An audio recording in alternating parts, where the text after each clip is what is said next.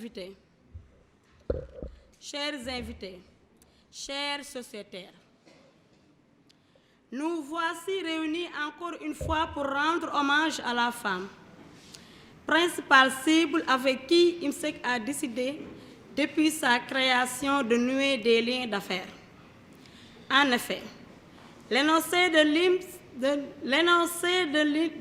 mission de l'IMSEC se définit comme suit: améliorer les revenus et le bien-être des familles à travers l'accès à des services financiers adaptés permettant de développer des activités génératrices de revenus pour principalement les femmes et les jeunes micro-entrepreneurs vivant dans les zones rurales et périurbaines, avec une dynamique soutenue d'autonomie financière.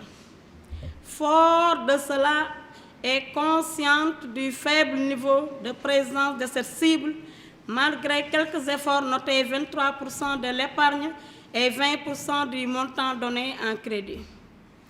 En fin décembre 2018, les autorités de l'IMSEC ont, avec le concours de certaines femmes et groupements féminins membres, créé le réseau des femmes partenaires à l'IMSEC. Cet outil vise donc à booster les activités des femmes à travers des formations. Des séances ont été tenues à Louga sur la transformation des produits locaux avec 40 femmes touchées. Des foires, des expositions, des échanges de partage d'expériences, etc. Dans l'optique d'une meilleure gestion du crédit octroyé, mais surtout amener les femmes à mieux épargner. C'est dans cette idée que nous avons, avec le concours de la SONAM et de l'IMSEC, mis en place IMSEC Diarama, qui est outil qui nous permet d'épargner plus et mieux.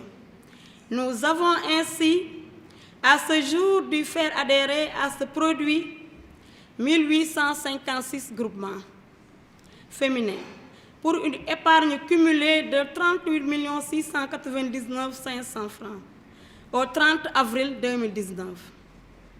Nous allons procéder tout à l'heure au premier tirage qui va permettre à 12 groupements de bénéficier d'une subvention de SONAM de 50 000 francs chacun. Je tiens à remercier la SONAM et à assurer ses plus hautes responsabilités et plus particulièrement sa directrice générale de notre engagement à booster de nombre d'adhérents. Nous invitons tous les groupements féminins à s'approprier cet outil qui nous permet de ne pas gaspiller notre argent dans nos différentes cérémonies familiales ou religieuses et à faire adhérer des groupements hésitants. Je me tourne à vous, femmes de l'IMSEC, pour vous exhorter à utiliser sûrement l'argent qui est destiné au financement de nos activités génératrices de revenus afin de pouvoir le rembourser sagement. IMSEC est votre partenaire financier, il faut la préserver. Je ne saurais terminer sans renouveler nos remerciements et encouragements aux dirigeants de l'UIMSEC et des IMSEC, élus et techniciens, pour davantage à réfléchir sur des produits financiers et non financiers, innovants et largement à la possibilité de la cible féminine. Je vous remercie de votre attention.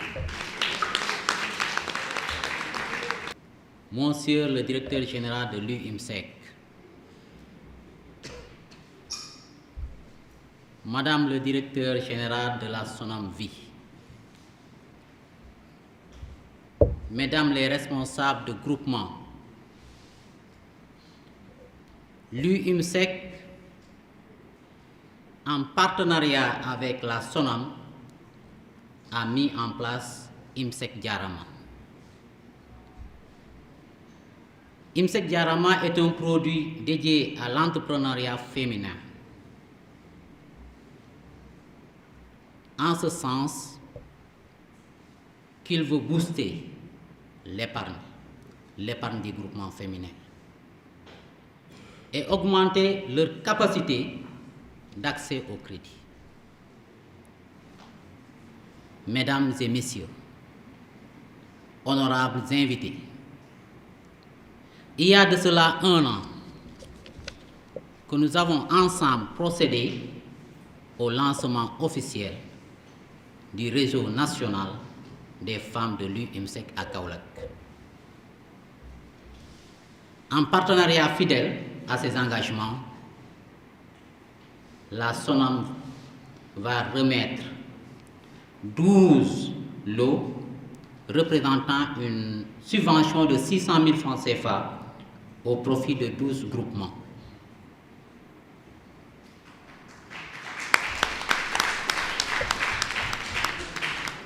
« 600 000 francs au profit de 12 groupements membres du réseau des femmes ayant adhéré à IMSEC Djarama. Mesdames et Messieurs, c'est le lieu de remercier chaleureusement la SONAM pour son accompagnement au processus d'autonomisation des femmes. Aux heureuses bénéficiaires, nous vous exhortons de continuer dans l'effort et la persévérance pour améliorer le bien-être de nos familles à travers les activités génératrices de revenus. Mesdames et Messieurs, honorables invités, à côté de l'IMSEC Djarama, nous avons l'IMSEC Awards pour célébrer les performances de nos meilleurs agents. Au titre de l'exercice 2018, au nom du conseil d'administration, nous félicitons les récipiendaires pour leur abnégation dans le travail. Vous constituez désormais des modèles pour les générations futures.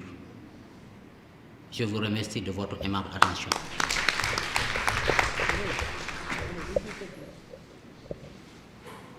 maa ngi nuyu mbooloo mi fi toog ñépp góor jigéen mag ndaw présidente yi maa ngi leen di nuyu jàmbaar yi maa ngi leen di nuyu suñu présidente yi nga xam ne ay jàmbaar yi neen lañ di daw rek ndax ñun yal na leen yàlla fayal boppam yàlla gis na leen di nuyu monsieur Thiongane Diaw maa ngi leen di nuyu yéen ñépp maa ngi leen di nuyu seen tur ak seen sant rawatina sama mbokki jigéen yi nag jàmbaar yi saal bi li muy fees jigéen ñee fi ëpp macha allah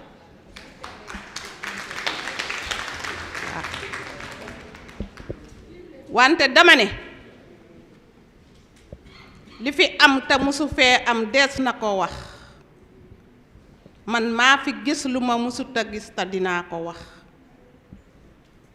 waa ana yow Yaasin sa dang-dang ju metti ji daw nga ba sonn ñaq tooy xipp fan nga jóge sama ndijaay laa doon seetiwul laay dama ko doon laaj 5 dërëm yu ma jënde xorom ay Yaasin joxe dépasse ba mu des 5 dërëm mënoo fecc sa lafu sër nga jënd xorom man yoruma dara dinaa toog fukki fan duma téye sax 5 dërëm liggéeyuma goruma yettuma kuy lëwalaale ma keruk suba gi fu mu ma fekk fala ma gu ngoon nga di fekk aw ma benn métier ay Yaasin yaa ñàkk jom mu ni nu may def ba am jom man gis naa yow soxna Penda kuy jaay ci koñ bi yaa koy dimbali te lu waay yor mu rafet yaa ko jaay yaa ngi dem di ñëw mbootaay gi sax nee na dañ la ciy génne ndax yow doo naan si ataaya doo làng si man taluma làng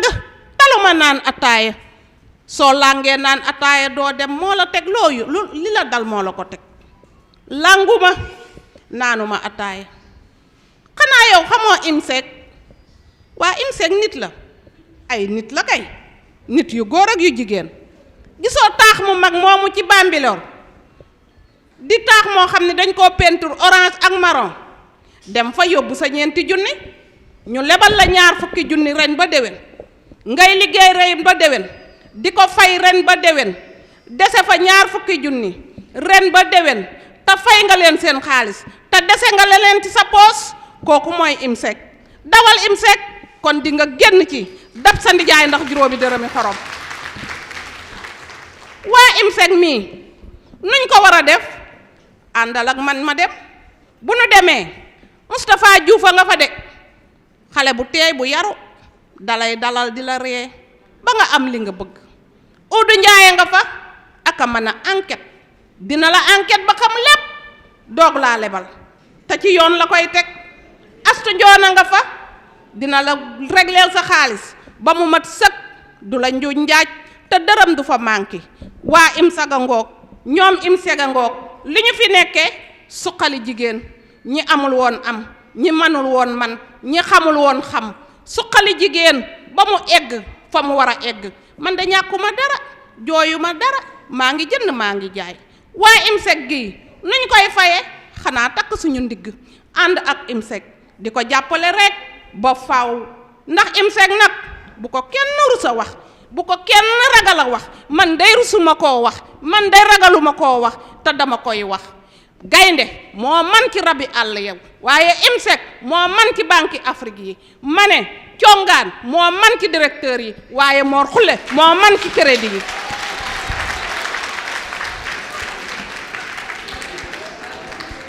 waaye réseau des femmes IMSEC ñoo man ci réseau yi réseau bu ñu fi taxawal femme IMSEC la man ay jàmbaar kese fi nekk. IMSEC olof bi ni la jërëjëf tubaab bi ni la merci tukulóor bi ni la jaaraama pël bi ni la jaaraama soose ni la akaañanta séréer bi ni la jokkonjal koy IMSEC joolaay nee na la becceek IMSEC américain bi ni la lan very good very fine thank you very much. Madame Penda Seye ñu ngi lay gërëm fii nee na rajax li ñu mën a jàpp ci li mu wax ñetti mbir la s'il vous plaît ñu dégloontu ak déglu nee na li ñu mën a jàpp ci li Penda Seye wax ñetti mbir la maanaam mooy IMSEC ñett lay jox nit xam man ak lan ñetteel bi am xam mën am ñett yooyu ku ko am boole ci yàlla am nga lépp kon jaaraama IMSEC li ci tegu nag pareeguma si yéen dinaa ñëwaat si yéen troupe bi jekkal leen toogaay yi rek maa ngi ñëwaat voilà donc bi si tegu mooy sargal bi ñu war a sargal ay agents yoo xam ne dañuy liggéey biir IMSEC wax naa ko sànq ci njëlbéen nee nañ ko def lu rëy nga am lu rëy IMSEC xëy na naam lépp matul te àddina lépp mënul mat waaye suñu toogee bi jëmi jamono ñu gëstu ñi nga xam ne ñooy liggéey biir institution bi ñi nga xam ne jàpp nañ ne ci ay critères yu wóor ñoo raw ñépp ñu ne leen jaajëf séeréer bi nee na jooka njal jombe o xooxoox maanaam ki nekk ci tool jaraw làkk jomb ko te agent yi nga xam ne ñoom la ñu bëgg a sargal benn catégorie nag ci agent IMSEC yépp maanaam mooy ñi nga xam ne ñooy toppatoo leb bi ak leble yi gestionnaire de portefeuille parce que ñooñu dañu am caissière am agent administratif am chauffeur am leneen ak leneen am ñëwaguñu ci ñooñu ñi ñuy sargal tey mooy ñi nga xam ne ñooy toppatoo crédit yi mu am ñoo xam ne ñoo raw ci biir IMSEC yi ñu ne am ñeneen ñoo xam ne ñoo raw au niveau national dina leen jox ay attestation ak benn neexal boo xam ne aussi dina gunge attestation bi maanaam njëgu boisson bariwul nag waaye nee nañ toq a gën yuréet tepp a gën yuréet voilà donc ñooñu mooy Yoro Jara donc ku ñu woo da ngay ñëw rek nga taxaw fii Yoro Jara IMSEC Dakar dinaa leen wax après ci ñooñu ñan la ñu tànn au niveau national ak ñan la ñu tànn au niveau IMSEC donc Yoro Jara agent de crédit la IMSEC Dakar Cheikh Mahfous Diallo IMSEC Dakar newu fi Famara Sarr IMSEC Mbour Ansoumana Diatta IMSEC Casamance Madame Gueye Woli Faye IMSEC Thiès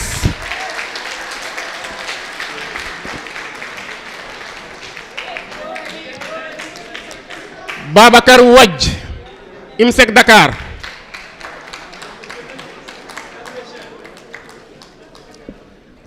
Baye Samba Souna Ndaw IMSEC Thiès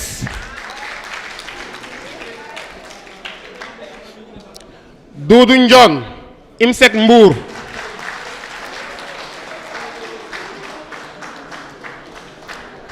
Serigne Mor Thioune IMSEC Thiès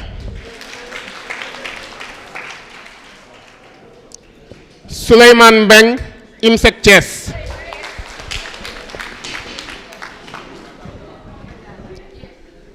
yaakaar naa fàttewuma kenn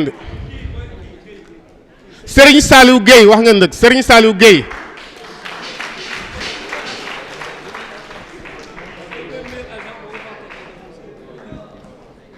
Serigne Saliou ëpp naa laa fàtte de Serigne Saliou Gueye IMSEC Mbour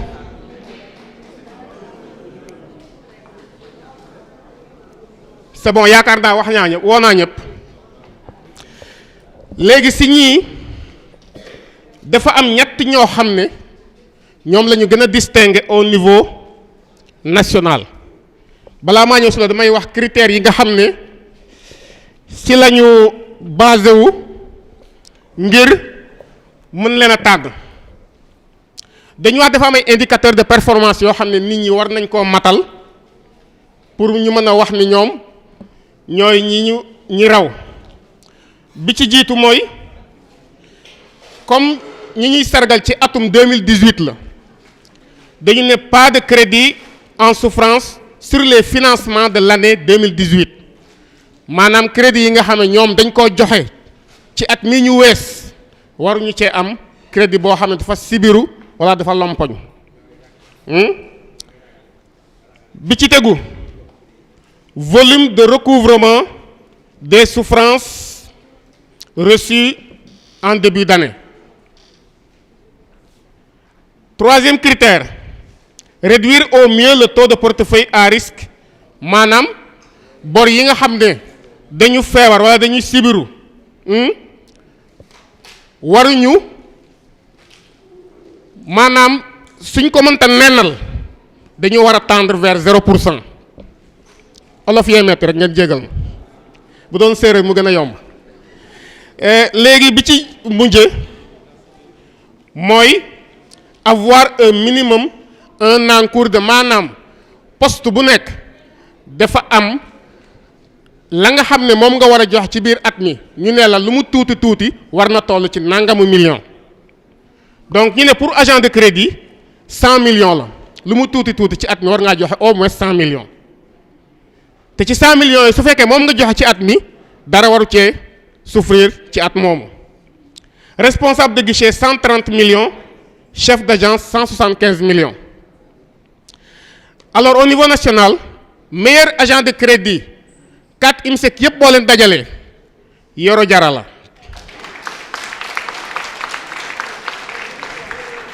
Yoro Jara yëkkati sa loxo ñu gis la voilà moom donc responsable de guichet la fële Dalifort 2 encours de crédit mu ngi tolloon ci 123 millions 383 mille 072 francs CFA Souffrance, 0 francs CFA. Taux du portefeuille à risque, plus 90 jours, 0%. Déboursé de l'année, 229 350 000. kooku mooy Yoro Jara. Calme sama verre yi waay. Ki ci tegu meilleur responsable de guichet.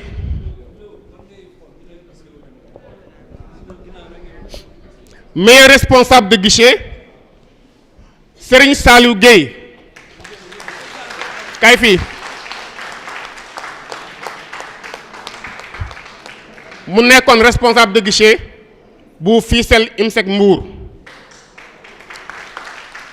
Son encours de crédit 153 045 637 francs CFA.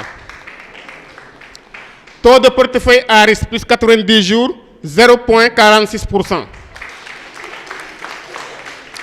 Déboursé de l'année 171 408 000. Enfin, prix du meilleur chef d'agence du réseau, Souleymane Mbeng.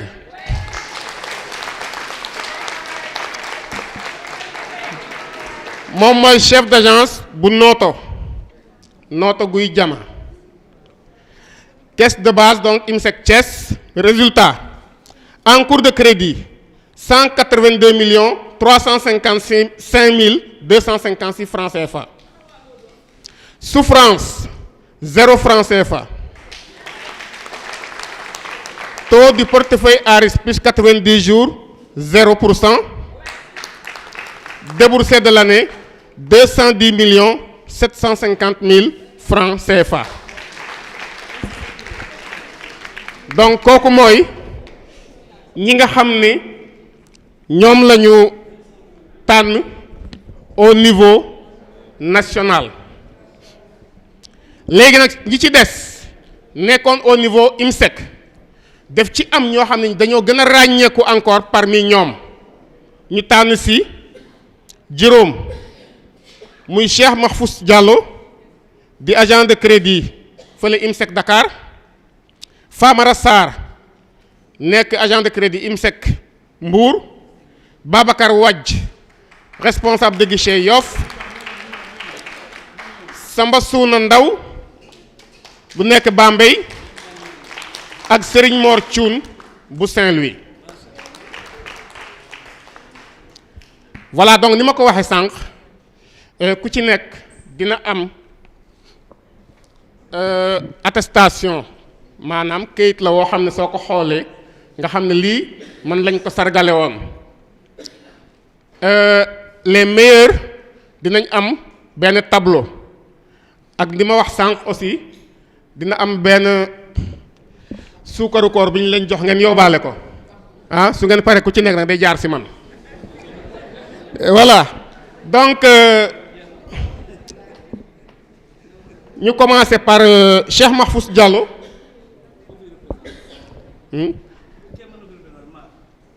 Waaw Mar waa kooku mën nañ woo Lamine Dia mu ñëw jox ko nañ ñëw foofu kaay leen fii ci digg bi ñu gis leen.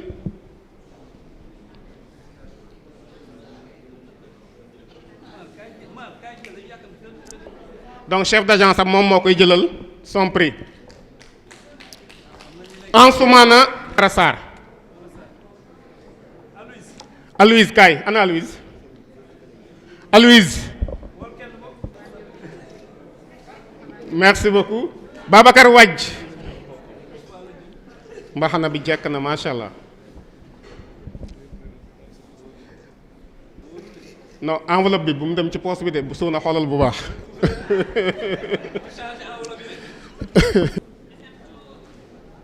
SM Thioune anamu. Directeur exécutif APSFD moo koy jox Sidi Lamine Ndiaye.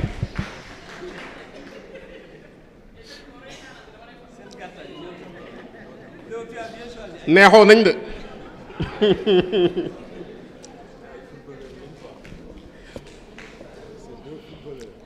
Ouais. Présidente, les femmes à l'honneur. mënu see ñàkk nag.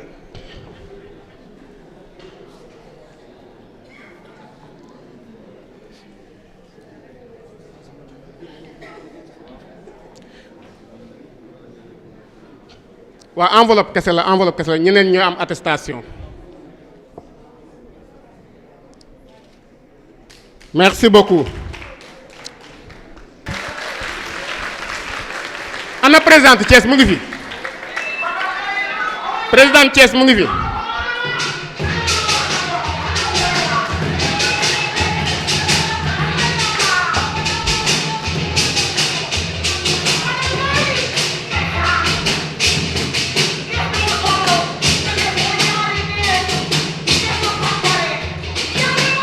Très bien. Merci.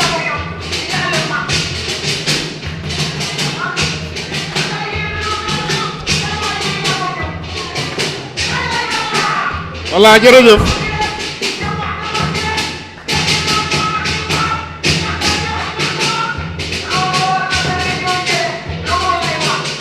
jërëjëf waay.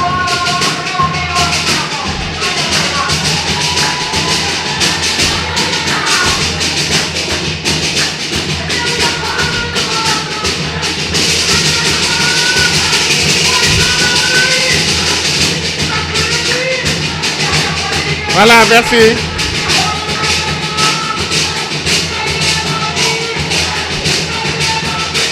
Mooy.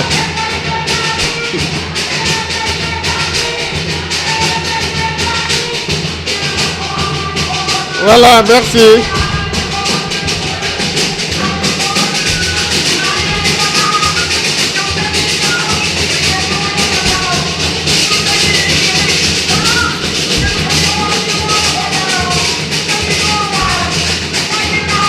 Voilà, jërëjëf.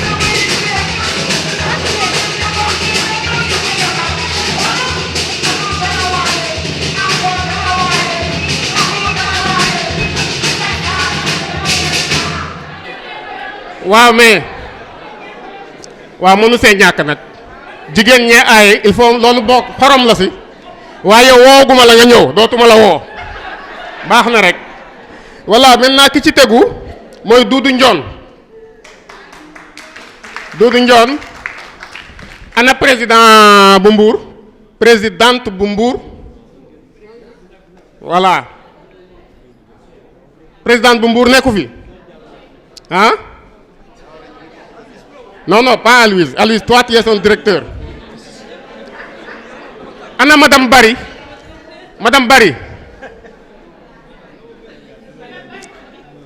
Mariama Tunkara bu Casamance voilà entre un Joola ou bien un Casamance et un Séeréer noonu la. Doudou ñaari enveloppe nga yor de ah bu Famara la ah. Voilà, très bien, merci beaucoup. léegi nag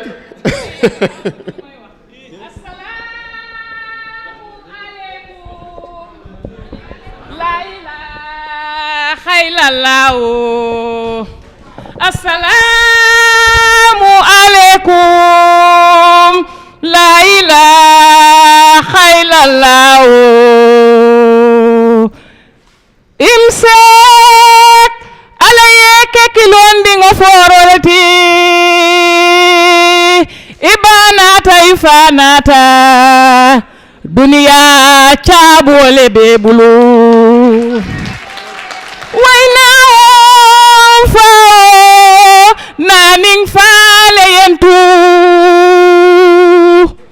nao fao naning faale yentu natelu tata duniya yiro te fillanyala naning faale yentu duniya fo moya fo mansa kendo abaraka duniya fo moya fo mansa kendo abaraka ma ne yàlla sunu buur bi nañ ko sant ngir IMSEC way duniya o fo moya fo man sa kendo abaraka saya mu feng munti duniya bela luntang mu saya mu feng munti duniya bela luntang mu.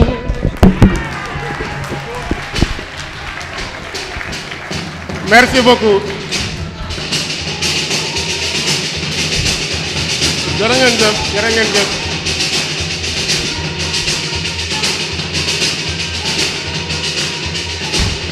Voilà, merci. Mais président, yow ba ngay nekk président da ngaa nëbboon bii de. Non, ba muy doon président daa. Yo. Jërë ngeen jëf. Voilà, léegi nag ñetti meilleurs du réseau ñoo des ou bien defe naa noonu la de waaw ki ci jiitu meilleur agent de crédit Yoro Diarra. On va demander au directeur général de venir lui remettre son trophée.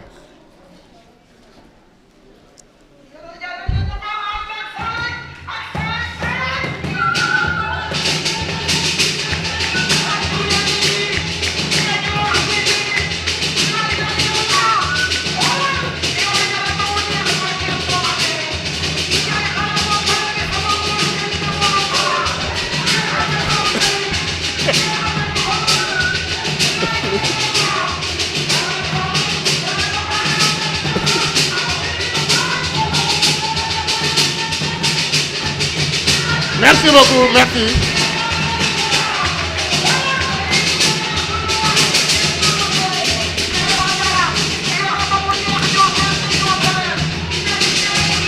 Voilà, merci.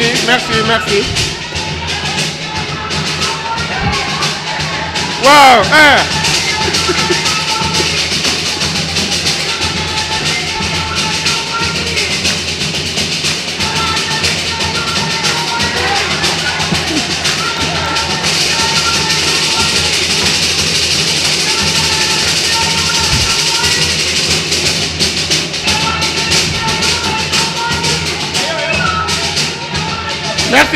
Merci.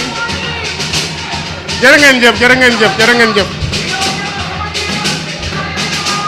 Voilà, merci.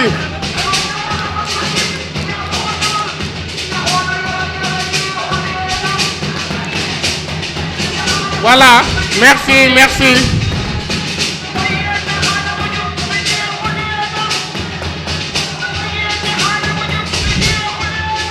merci. Merci.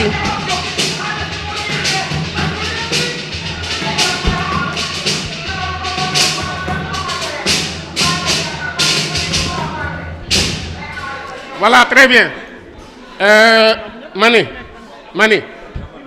waa neex na trop waaye ñu xaw a gaawantu tuuti rek parce que daa am ñi dem fu sori boo ñamee tuuti rek nga mayee tuuti waaw noonu la ñoo far. Voilà, léegi ki ci tegu mooy mais Mor Khoule xaw moo ne am nga tànk yu gaawe noonu ci bis couple la. Voilà, bi ci tegu mooy waa nee nañ DG mu ne directeur bu ñu woo nga def ni Mor Khoule. Serigne Saliou Gueye Aloïs préparel tànk bi. Serigne Saliou Gueye meilleur responsable de guichet. Kooku dañuy woo président du conseil d'administration de l'UIMSEC.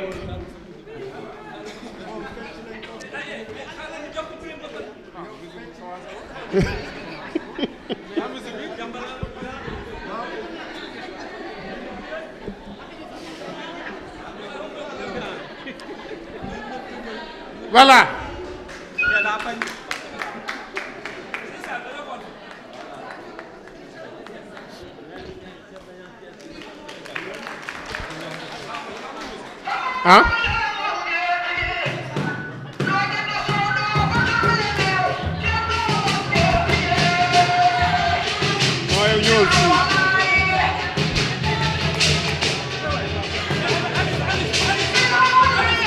Aliou ñëwal fi.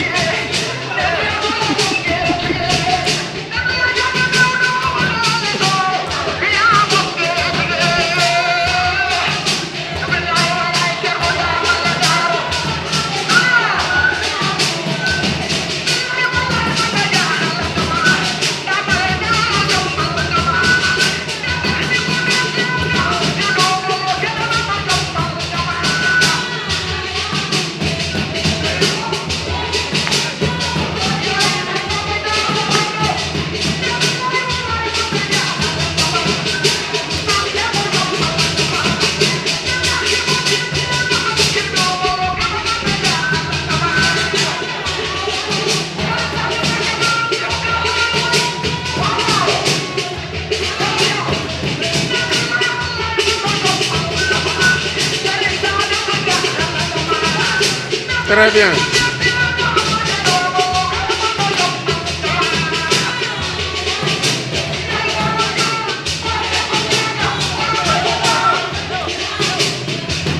Merci, merci, merci. Merci.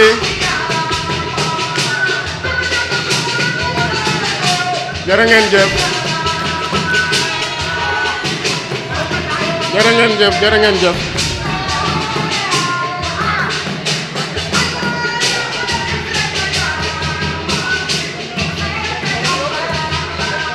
Merci beaucoup.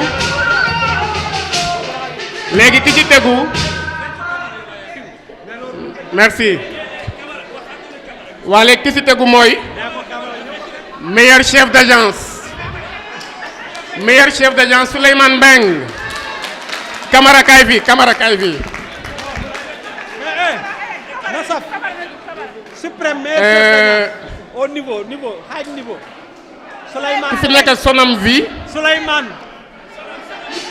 Sonam. ñu jox ko mu jox kaay jox ko prix bi.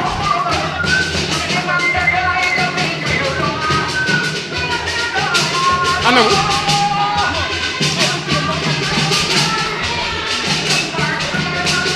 Représentant Sonam vi.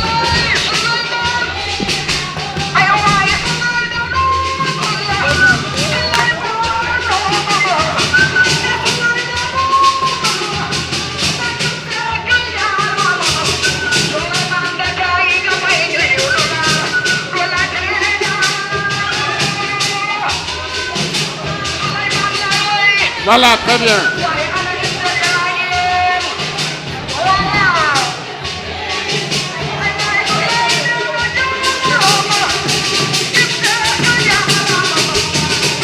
Merci beaucoup.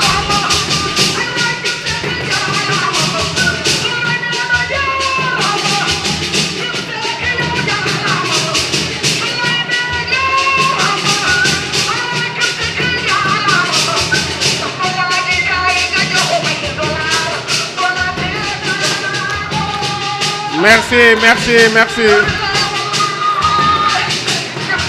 Merci.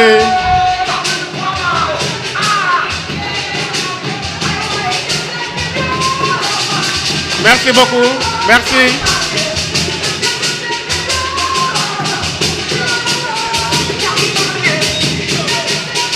Merci, merci.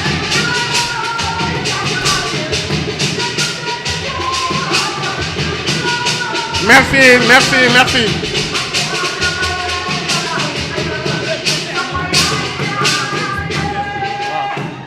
Voilà, merci beaucoup. Jërë ngeen jëf. Jërë ngeen jëf. Camara po ci neex na. Merci beaucoup. Voilà, léegi nag. Waaw. Léegi dañuy woo PCA mu ñëw photo ak récipiendaire yi. Meilleure photo nañ ko privé. Attention.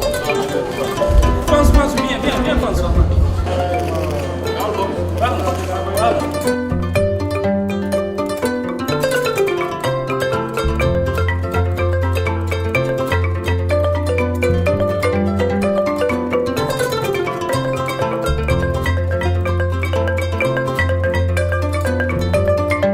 Point du chronogramme.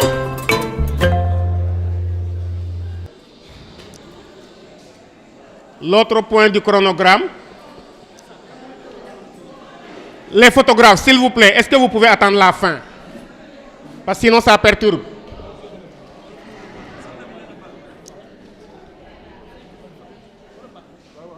Voilà, donc nous allons continuer.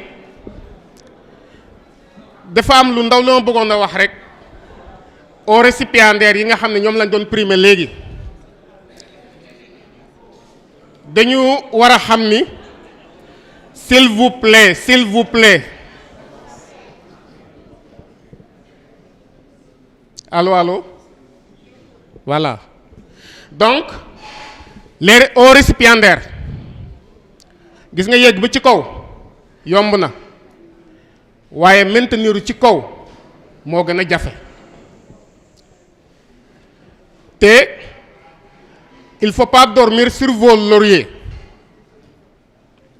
lii la ñuy naan dans la vie rien n'est impossible la preuve vous l'avez fait aujourd'hui il faut continuer à le faire pour inspirer les autres qui sont derrière vous surtout nag gën a jafe nag ci ñi nga xam ne ay responsable lañu quand on est meilleur chef d'agence ou meilleur responsable de guichet ça c'est des responsabilités donc il faut tâcher à continuer le travail que vous abattiez depuis lors jusqu'à présent pour vous maintenir au sommet et encore une fois toutes nos félicitations.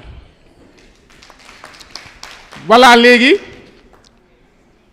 nous souhaitons la bienvenue à la directrice de SONAM madame soyez la bienvenue madame Mbaye Salmaniane c'est ce qu'on m'avait dit hier je pensais. ñuy commencer par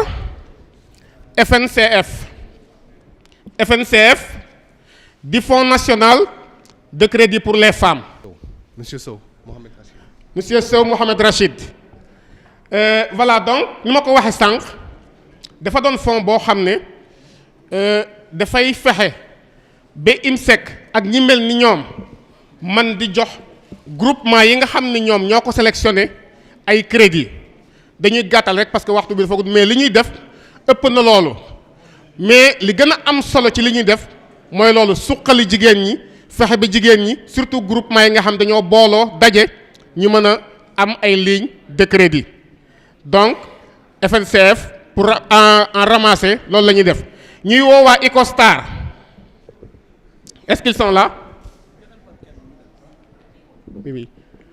Donc Icostar donc dañu doon ñoo xam ne ñi ko taxawal mooy Ico Corporation ak Ico Terrafina donc ñaar ñooñu ñoo ko taxawal en partenariat ak Mastercard Foundation donc ñooñu seen liggéey mu ngi gën a jëm ci li ñu naan finance rurale ak développement chaîne de valeur maanaam dañuy fexe ba ña nga xam ne ñoo nekk ci mbéy mi nekk ci àll bi ak gox yeeg goxaat yi mën a am ay crédit ngir mën a développer seeni activité ñu nekk nag ci ñeenti dëkk lañ leen gën a ràññee biir Afrique muy Burkina Faso Sénégal Éthiopie ak Rwanda dañuy def aussi ay renforcement de capacité maanaam dañuy former ñi nga xam ne ñoom ñooy surtout groupement de jeunes yi xawma groupement de femmes yi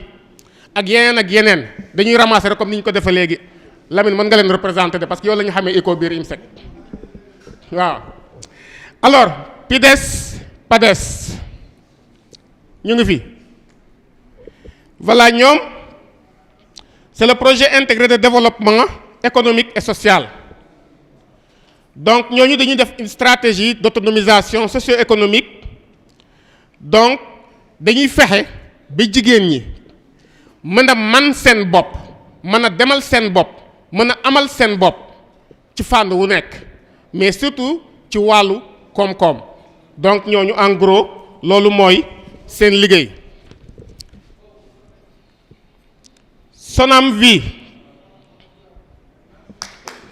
Sonam Vie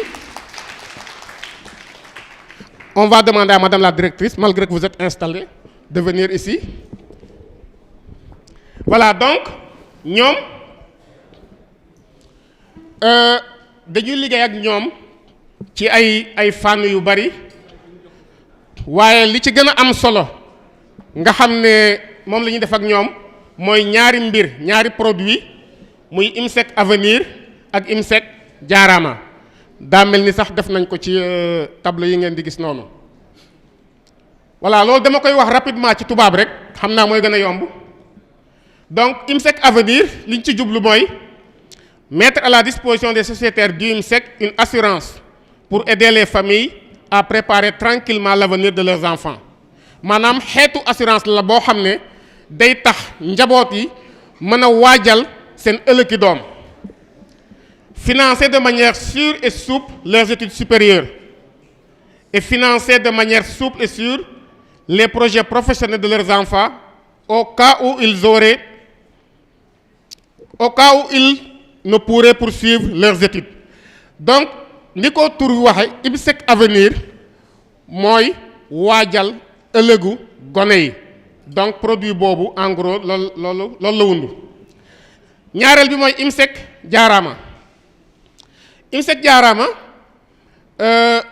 lan la ci IMSEC ci boppam di ci gagner c'est la promotion ni ñu ko waxee de l'autonomisation économique des femmes à travers une offre diversifiée de produits et services adaptés maanaam dafay tax ni ñu ko waxee léegi jigéen ñi man seen bopp ndax dañ leen di jox ay jumtuwaay yoo xam ne day méngoo ak seeni bëgg-bëgg donc en gros loolu la tekki volonté de renforcer son dispositif d'appui aux femmes du IMSEC IMSEC Jaarama dafay permettre IMSEC la nga xam ne daan na ko liggéey ak jigéen ñi mu gën cee am ndëgërlaay gën a am ay jumtuwaay yoo xam ne dinañ ci mën a sukkandiku ngir mën a suqali jigéen ñi et enfin lancement du réseau national des femmes partenaires du IMSEC jigéen ca kanam produit boobu aussi sukkandiku nañ si ngir taxawal mbootaayu jigéen ñi nga xam ne ñooy liggéey ay IMSEC te ñu boole leen ci benn kuréel ñu koy oowe jigéen ca kanam enfin loolu ban njëriñ lay indil groupement yi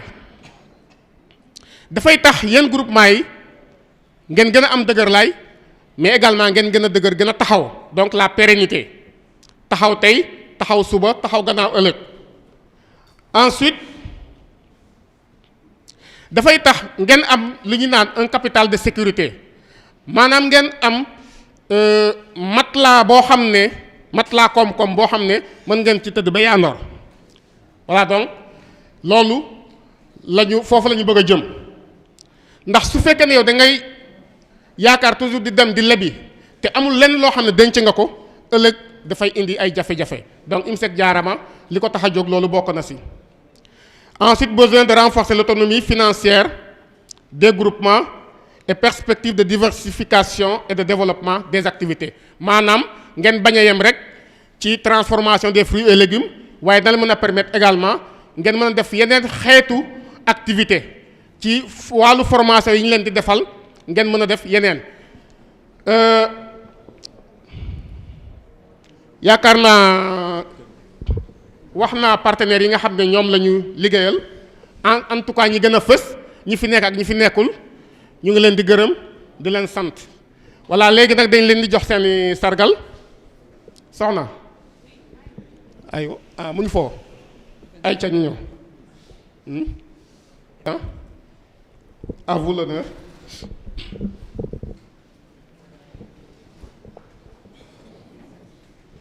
Tableau bi rafet na.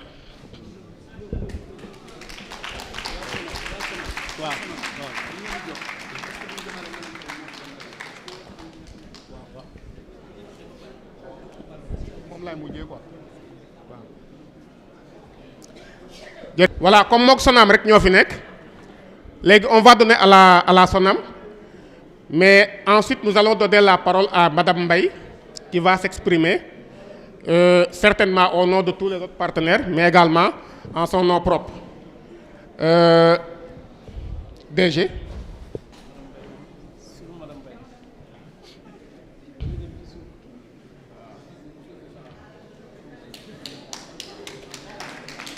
waaw.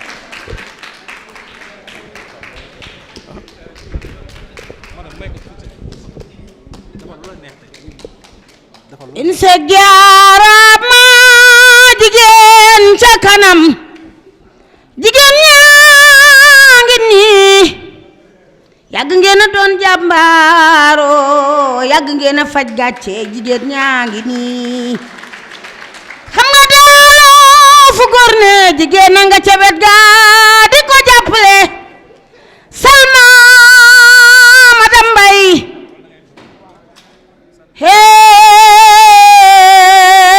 alaaji julde ñaana yi sa baay faat mi tukkana yi sa yaay kon ñoo ñi mee coono yaay jigéen ñee ñi mee coonoy ñoo ñi mee coono yàgg na noo doon jàmbaar ñoo ñi mee coono yaay jigéen ñee ñi mee coonoy ñun de ñoo ñi mee coono te yàgg na noo doon jàmbaar Yaasin bu jigéen la xam nga jigéen ñi wàllu mbooj danoo booloo dugg ci bennub néeg taal ci seen kaw daal ba néeg ba daay ñi kañ ñi meg dee ay si dooy jaata jigéen la man jaara bu sa jigéen la jigéen yàgg naa bañ fii ci sunum réew Salma madame Mbaye aka doon jàmbaar aka doon jàmbaar madame Mbaye neexu leenam Salma madame Mbaye neexu leenam doomi fan mi tukan ji neexu leenam doomi julda ñaan ji neexu leenam doomu mu xayri njaay ji neexu leenam jigéenu Ousmane Congaan jigéenu Ousmane ku mu jaral na nga tàccoo man de jaral na ma way jigéenu Ousmane nee leen jigéenu Ousmane moo jigéenu Ousmane Salma madame Mbaye chéri maam Cheikh Mbaye alaaji jilay baayam seer maram daaro jigéenu Ousmane Congaan aka ñime coono aka doon jàmbaar aka ñime coono aka doon jàmbaar billaay aka ñime coono aka doon jàmbaar jigéeni Kees ku ñu jaral na nga tàccoo man ma ti jaral na ma way man ma ti jaral na ma way man ma ti jaral na ma way mu xayre isa yaay njaga baabaak pon baabaak buguma baaba yaay bisu ñaano yaay fat seli elu mu am may nu ci moolu mu xam wax nu ko teefu mu jëm yóbbudu Salma daaro moo ku la waajal bisu ku la waajal moo Salma ku la waajal doomi Jili Mbay ku mu waajal nga jël pee doomi Jili Mbay ji ku mu jàppule nga jël pee aka doon jàmbaar aka nangoo liggéey ini sag jaaraama yaa ngi dimbali jigéen ñi jigéen ñaa ngi toog financement yaa ngi nii ndimbalu jigéen ñaa ngi nii Ousmane Congaan neexu leenam góoru Salma neexu leenam góoru Salma neexu leenam Fatoumata Koma xam nga neexu leenam Fatoumata neexu leenam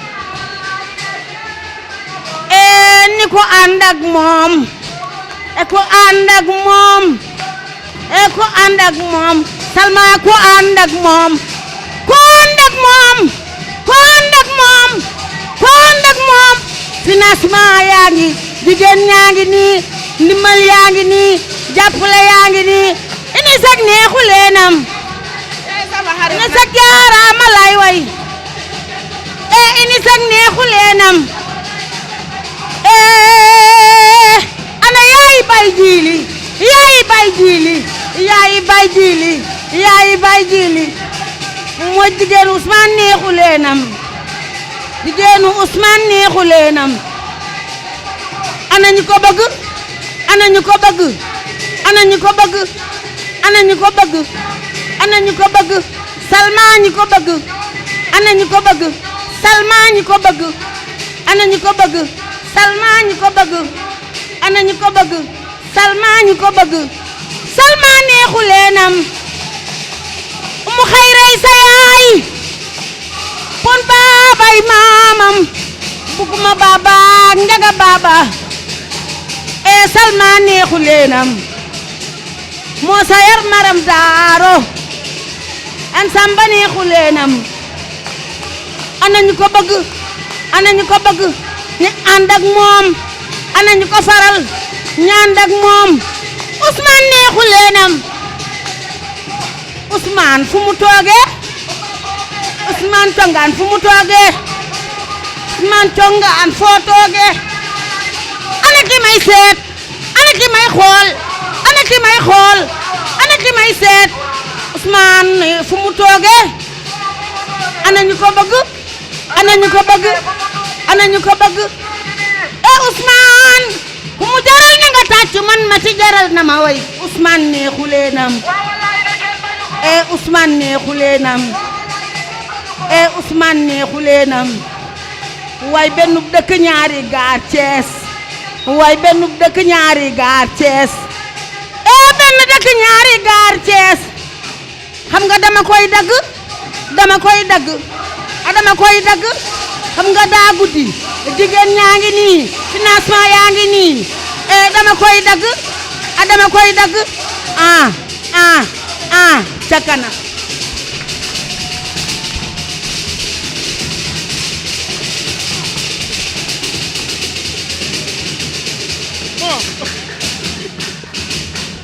jërëjëf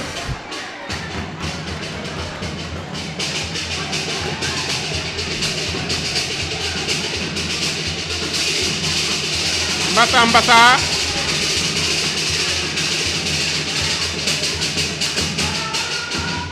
jërëjëf jërëjëf jërë ngeen jëf jërë ngeen jëf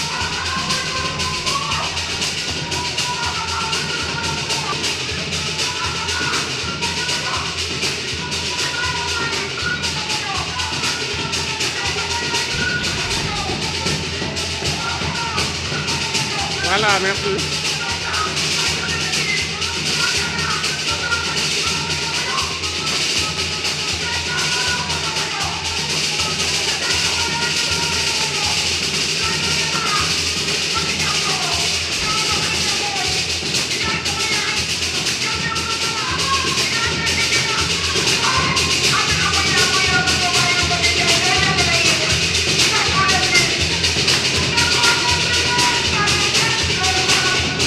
Merci beaucoup. Voilà, jërëjëf jërëjëf.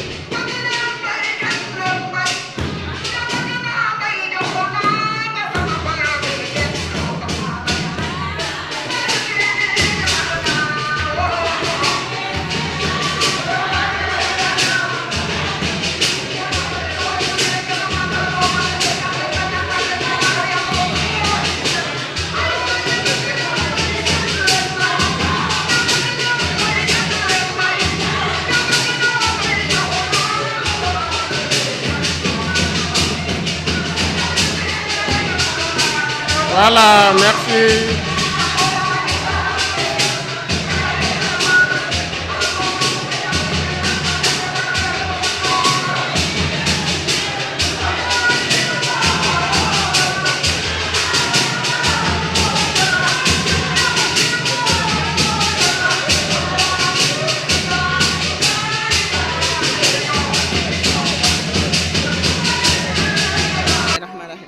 Assalamu alaikum.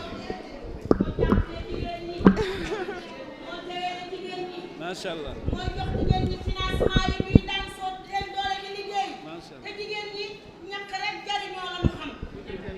ay jàmbaar lañu. Jërëjëf.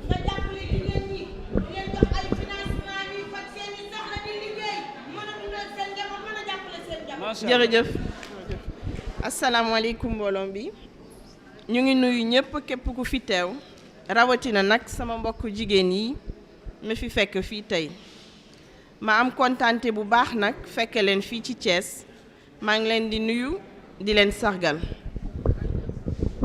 di nuyu monsieur le président du conseil d'administration de IMSEC monsieur Boubacar Diallo di nuyu la présidente des femmes madame Fall di nuyu tamit madame Ba présidente du réseau de Dakar waaye di beral nuyu sama càmmiñ Ousmane Thiongan DG IMSEC ak collaborateur yam yëpp di ko sargal ci bés bi di boole ci nuyu bi sama tante sama xarit la présidente du RIFAS madame Oumou Ndiaye ak ñu mu àndal yëpp délégation ma am kontante bu baax nag dellu si tey fii ci yéen fii ci Thiès ndax Olof Ndiaye nee na gor ci wax jë daaw ci lancement réseau jigéen yi ci kanam ak Kaolack Sonamvi ak IMSEC ci seen lëkkaloo dañu indi woon ñaari produit yu am solo IMSEC Avenir muy assurance buy aar ëllëgu xale yi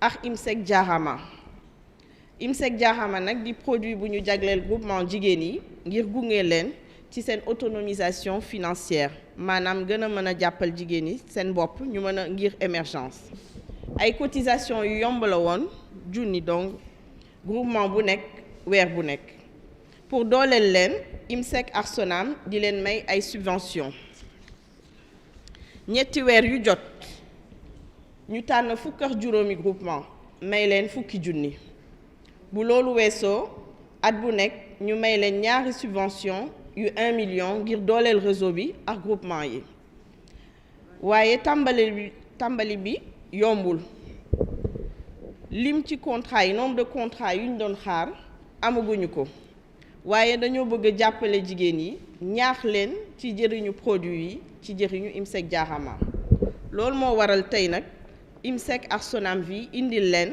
exceptionnellement ay subvention tànn ci yenn au hasard fukki groupement ak ñaar jox leen fukki junni ku nekk tirage bi nag ñu ngi ko defee altine bi passé ñu ngi ko defee ci siège u Sonam assurance ci Dakar ci teewaayu direction générale bu IMSEC ak huissier de justice maître Malick Sey Fall ak la présidente du réseau des femmes madame Fall teewe na fa woon ak présidente du réseau de Dakar madame Ba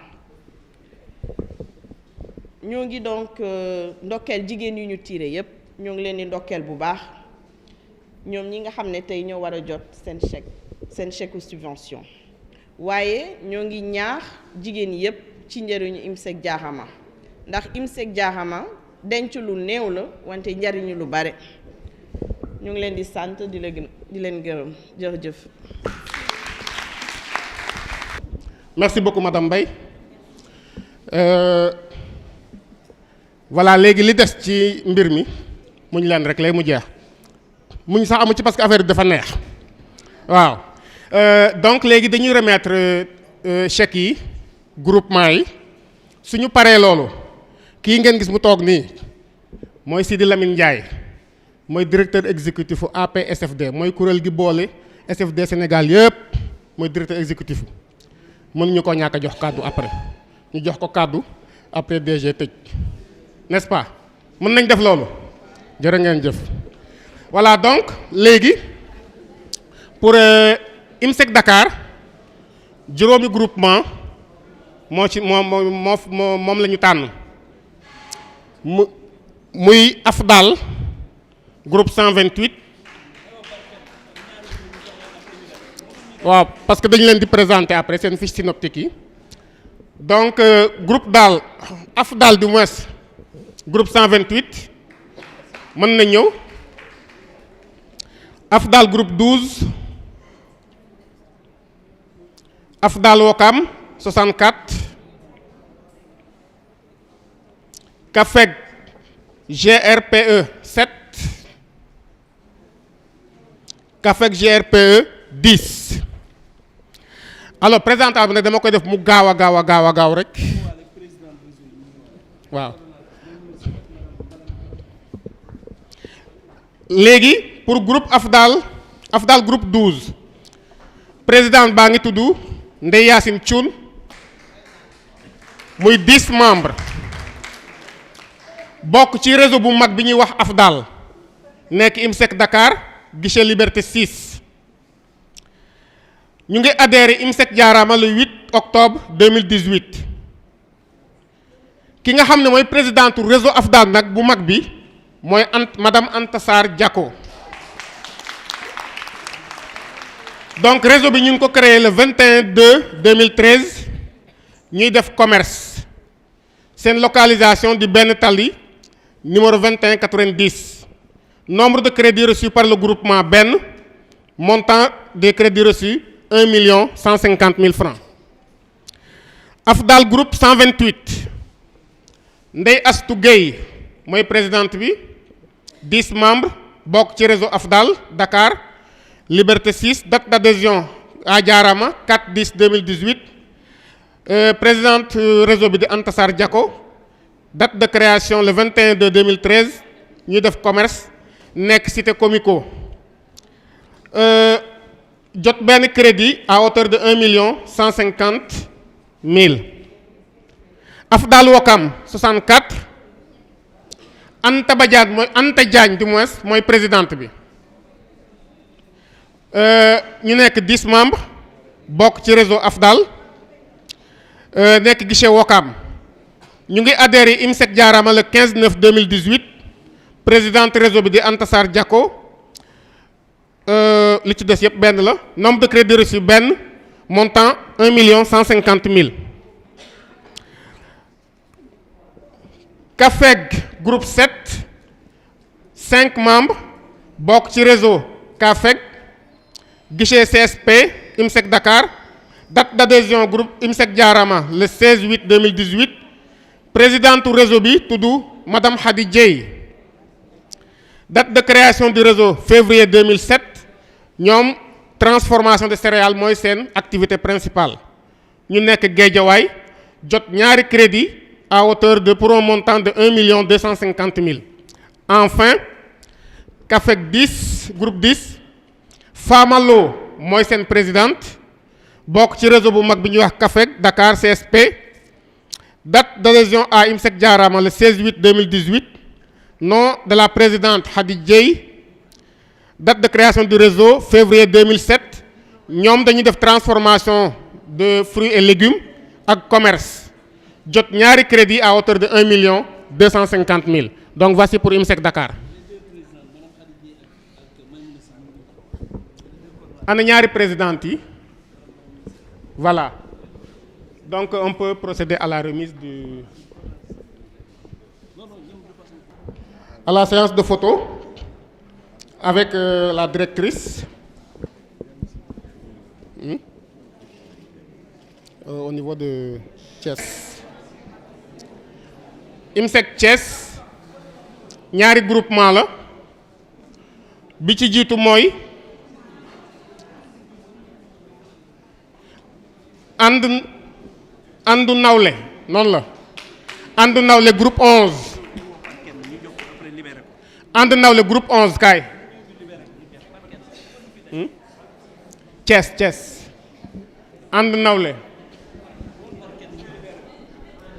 photo yi mooy problème bi kon day déplacé wu ba sol kon directeur day taxaw non ñii ñaar la rek ñaar ànd nawle groupe 15 ensuite groupe PASTEF waxal jàmm waaw voilà donc rapidement ànd nawle groupe 11 Ndeye Abi Gueye mooy présidente date d'adhésion à IMSEC Diarama le 14/8/2018 présidente réseau bi tudd Adja Seni Diaw mu ngi fi merci date de création du réseau le 24/2/2016 activité menée commerce nombre de crédits reçus 4 montant des crédits 2.800.000 francs CFA. Alors groupe PASTEF waxal jàmm Mbarou Samb mooy présidente bi anamu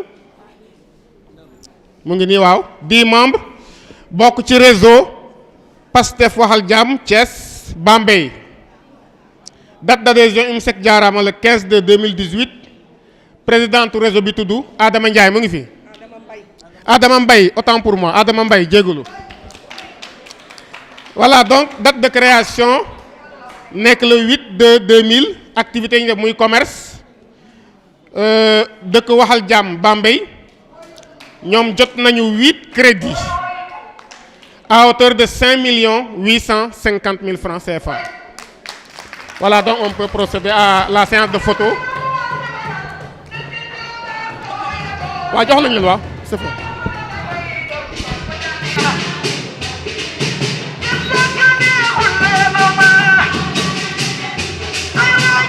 Maintenant IMSEC Casamance ñu jàll IMSEC Casamance groupement mbooloo mooy doole 3 ñu ngi fi présidente bi di Diminga Mendy donc ñooñu 10 membres la nekk Casamance guichet Tilène. Donc, date d'adhésion à IMSEC Diarama le 30/10/2018. Présidente du réseau Bitoudou, Nicole Gomis. Non là. Voilà, activité monnaie, commerce, localisation Kandé. Merci.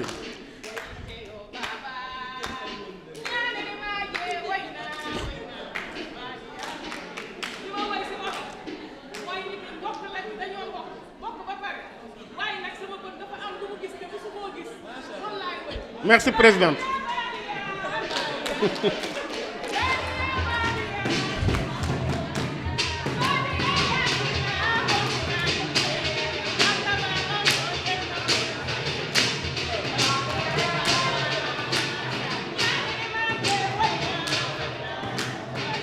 Merci beaucoup. Merci. Deuxième bi di GIE Jokkalante. Jokkalante lañ bi na xaw ma ne Jokkalante ou Jokkalante présidente bi di Ouley Diallo 10 membres nekk Casamance guichet Tambacounda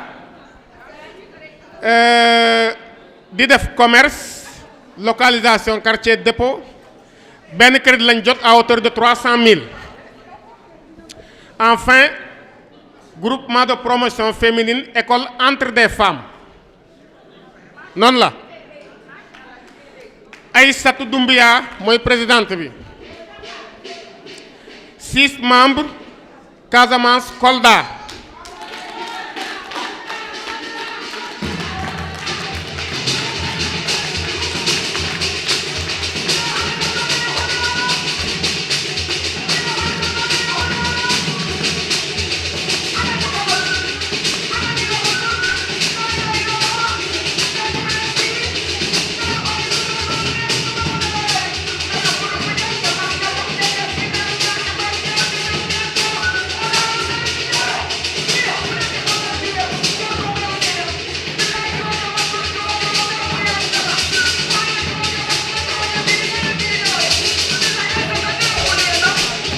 Voilà, merci.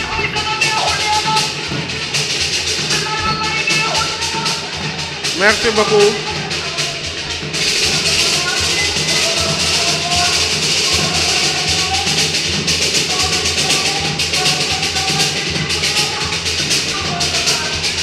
Voilà, merci jërëjëf.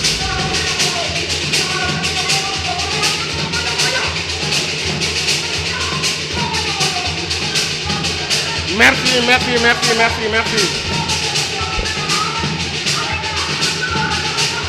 Merci. Autour de 400 000. Voilà, benn IMSEC moo des maintenant muy IMSEC Thiès. Mbour. IMSEC Mbour. Mais GPF école Entre des Femmes bëgg naa xam lañ ngeen di jàng foofu. Entre des Femmes. Voilà, maintenant groupement Nanor Ndioulen 2. Nanor Ndioulen 2 May Sène mooy présidente bi. Allo. May Sène donc 10 membres bokk ci groupe du réseau Union des groupements féminins de Sandiara, donc il y a une fédération IMSEC Mbour Guichet Sandiara, date d'adhésion IMSEC Diarama le 28/7/2018, nom de la présidente Martine Diom. may leen ma terminer. Donc nom de la présidente Martine Diom, date de création septembre 2014. Groupement Yaakaar Tawfekh numéro 7, Ndeye Khady Camara mooy présidente bi. Yaakaar Tawfekh numéro 7, 5 membres bokk ci réseau Yaakaar Tawfekh IMSEC Mbour Guichet Thiocé, date d'adhésion IMSEC Diarama le 13/6/2018. présidente réseau bi tudd Aminata Diaw. ñoom élevage ak commerce la ñuy def. jot nañ 2 crédits à hauteur de 1 250 000.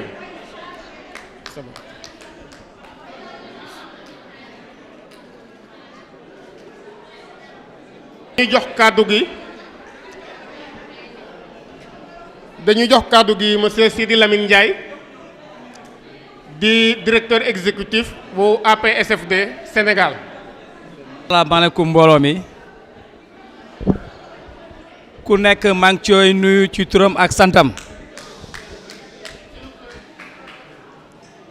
di wax nag ci turu comme ni ko Léopold waxee ci kuréel yi yëngatu ci Sénégal yoo xam ne yëpp ñu ngi yëngatu ci microfinance di wax seen tur di am mbégte nag di participer à chaque fois événement bu IMSEC organisé parce que lu tax IMSEC dafa doon benn institution boo xam ne institution bu am importance ci secteur microfinance Sénégal mais aussi tam mu doon institution boo xam ne bu am importance pour APSFD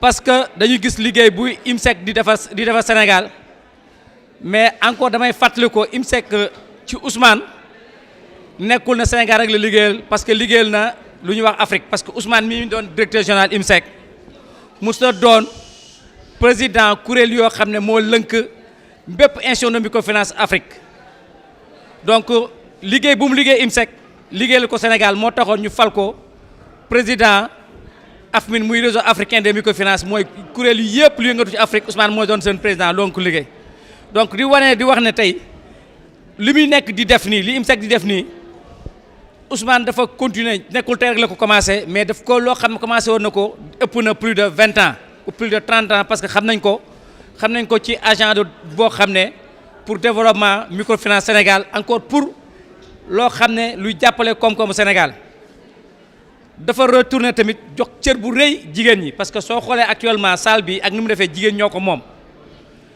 mu retourner ci programme IMSEC mu jël ko ne dama jël programme am composante boo xam ne moom importance moo jox ko pour financement jigéen ñi parce que xam nañu li ci ëpp jigéen ñi ñoom ñooy yaay mais jigéen ñi tamit ñoo yore koom-koomu Sénégal parce que su ñu wax koom-koomu Sénégal képp koo xam ne yaa ngi liggéey ci biir kër jigéen ñoo yore kër gi te xam nañ kër yi jigéen ñi liñ ciy daj donc bu ñu financé jigéen financement bi jigéen dañuy wax ne jigéen bu ñu financé fi nga financé nañu famille financé nañu njaboot financé nañu réew mi looloo tax tey vraiment dama am contenté ak du jour maa ngi profité di remercier waa Sonam di xam vraiment produit bi c'est un important produit te xam naa dinaa wax Ousmane nan la ñu mën a continuer pour ñu def partenariat mais ñu yaatal ko au niveau national je pense que dinaa jël contact yi parce que c'est un produit très important boo xam ne parce que quand bu ñu waxee actuellement microfinance dañuy wax microfinance nekkul ci leble ak denc mais lépp loo xam ne produit financier ci la bokk parce que actuellement on est à l'ère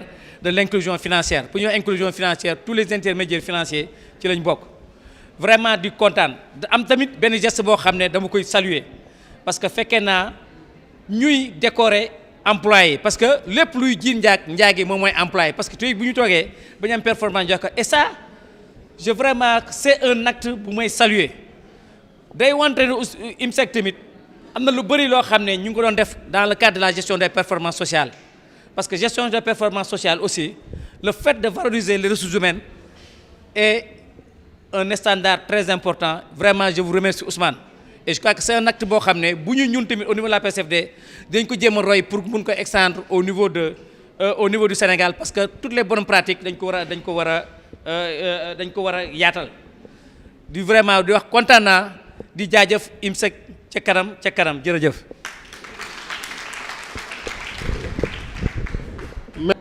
dañ jox madame Mbaye rek mu am lu mu leen wax yéen jigéen ñi ñun góor ñoom bokkuñu ci yéen jigéen ñi la bëgg a waxal nee na ñu jox ko mu wax ak yéen su paree maintenant DG tëj suñ tëjee ba pare nag am na lu ma bëgg ngeen may ma maire Mati waxoon naa la fi nga ko doge neexuma li nga tàmbale woon il faut nga yeggale ko suñu paree suñu ñaanee ba pare nga yeggale li nga tàmbale woon voilà. di sant ñëpp di leen ñaax bu baax ñu gën a jàpp seen produit IMSEC Diakhama ndax yéenay boroom te ku nekk gis na njëriñ bu ci nekk waaye tamit ma leen di ñaan ngeen bàyyi xel ci IMSEC avenir nga xam ne produit bi pour ëllëgu seen doom yi seen avenir bés bu ñu amee seen bac ñu mën a dem jàngi ci école yu baax université yu baax ku ci amul diplôme tamit nga mën a am sa métier comme ça ñu mën a jàppale seen waajur yi loolu rek laa leen doon kii bay ci fin bi di leen gërëm di leen sant di nuyu ñëpp jërëjëf. macha allah jërëjëf jërëjëf baax na jërëjëf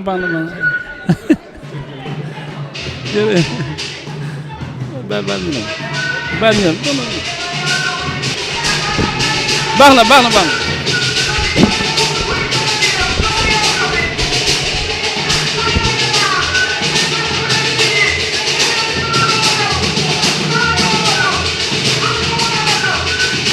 salaamaaleykum mbooloo mi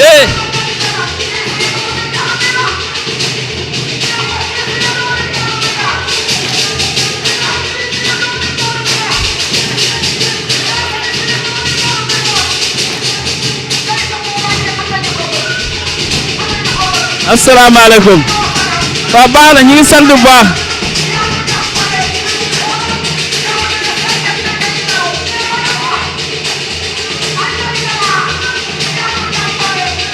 jërëjëf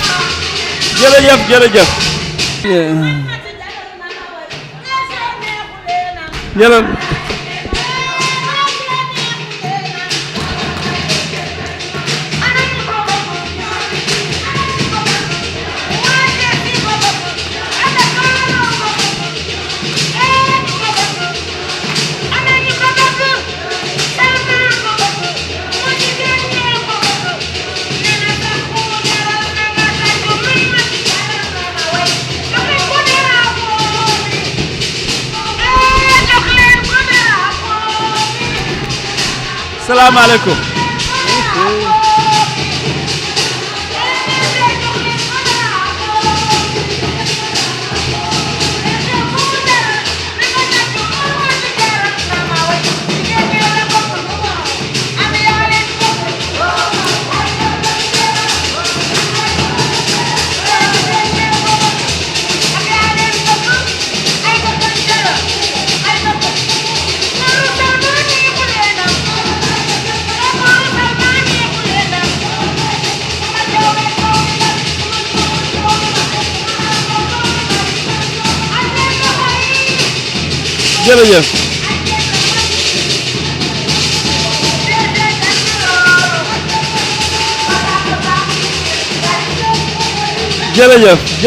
jërëjëf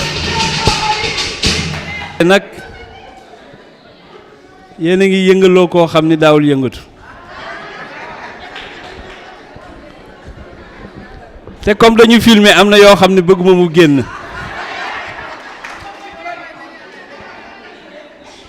donc li fi xew yëpp na yam fii bu ñu paree ñu tëj ku nekk dem mbooloo mi ñi ngi sant ñëpp di gërëm ñëpp di beral loxo nag sunu jigéen nañu beral loxo sunu jigéen nit ku baax la ci famille bu baax la bokk nit ku baax la nit ku fonk IMSEC la nit ku bëgg IMSEC la lii ñu wax fii muy ay produits IMSEC Diarama amul fenn fu mu am furul IMSEC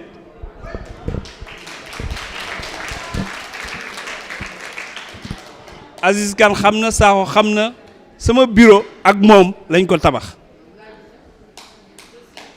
te loolu pour njariñu jigéen ñi la ndax di bàyyi xel ëllëg ku la koy diglal ak ku la koy jubal ku la koy xalaatal xamal ni kooku bëgg na la moo tax madame Mbaye Salma ñu ngi lay sant bu baax di la gërëm président conseil d'administration Boubacar Diallo sant na la Aïssatou Fall présidente du réseau des femmes de IMSEC sant na la gërëm na la parce que jar na ko ndax partenariat lii lay jariñ bu fekkee nag daf ci dolli nag di joxe ay cadeau boole ci day gën a neex rek ñun nag IMSEC li ñu gëm ànd ko ak SONAM mooy jigéen ñi ñu jar a jàppale lañu ren madame Niane bi ñuy def évaluation bi le matin xeeb nañ ko torop waaye juróom-benn milliard dugal nañ ko ci jigéenu Sénégal président conseil d'administration nee nañ ma xeeb nañu loolu yokkal dinañ def tout pour yokk monsieur Boubacar Diallo yaag sa conseil ñu dañuy def tout pour yokk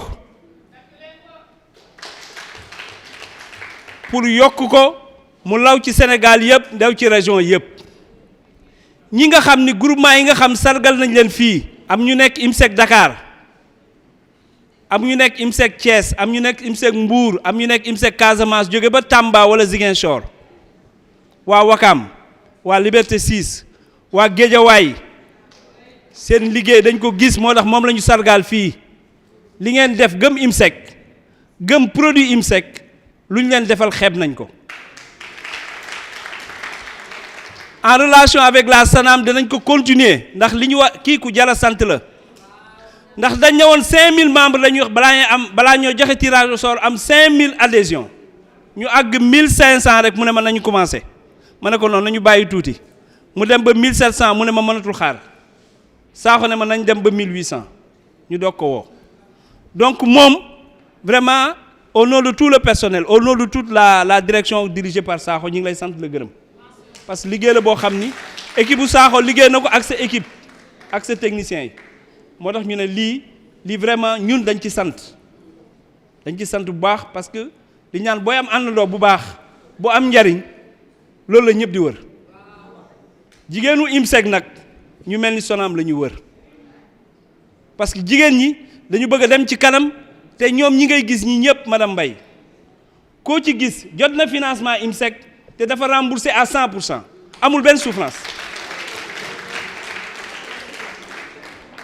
parce que loolu dafa bokk ci critères yi jigéen ñoo xam dañuy jël di liggéey tey fi ne koo demoon ci place am di nga fekk li mu liggéey mu teg moon la ko nga gis parce que jot financement def sa xam nu ñu ko waxee sax def sa lafu sër di dugg di génn du jigéenu IMSEC ñooy def loolu moo tax ñun ñu am cawarte di leen yóbbu ay formation ñu dem di def ay formation technique sur les céréales locales sur les fruits et légumes même waa Bambilor nee nañu ñu commencé dugg ci fruits yi nag fruits yi bari nañu ñi ngi Pout ñi ngi Ziguinchor mais après dañuy nëb nañ ko jël dajale ko xool nuñ ko liggéeyee dugal ko ci production bi di ko jaay ci alimentation yi loolu nañ leen ci jàppale dina def suñu képp laay kàttan ñun IMSEC comme am nañ avalu conseil d'administration pour renforcer le financement aux femmes danañ ci dem ba jeex luñ ci deful rek dañ ko mënul ñi ngi sant ñëpp di gërëm ñëpp wasalaam